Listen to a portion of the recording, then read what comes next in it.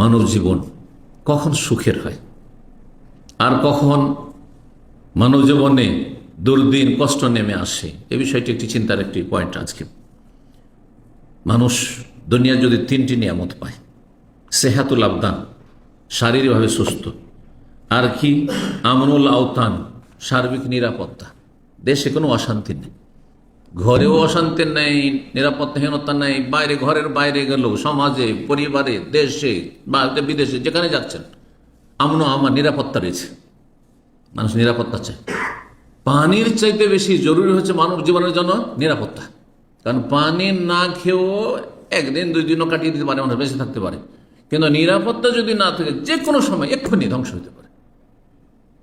পানি থেকেও পানি খেতে পারবেন না আপনি, খাবার থেকেও খাবার ভিতরে যাবে না আপনার। মানুষের শারীরিক সুস্থতা একটি দুনিয়ার গুরুত্বপূর্ণ নিয়ামত, আর একটি হচ্ছে নিরাপত্তা গুরুত্বপূর্ণ নিয়ামত, আর একটি হচ্ছে রাগাদুল আইশ, আর সুখের সামগ্রী, ভোগের সামগ্রী। খাওয়া দাওয়ায় যেন অভাব না থাকে, হ্যাঁ, খরচ খরচা যা হচ্ছে দৈনিক তাতে যেন অভাব না থাকে, সুখে সচ্ছলতার সাথে সংসার চলে যাচ্ছে। এই তিনটি জিনিস যদি মানুষের থাকে, টাকা পয়সার অভাব নেই, নিরাপত্তাহীনতা নেই, আর অসুস্থতা নেই, রোগ বালা মুসিবত নেই, তাহলে না খেতে ঘুমাচ্ছে।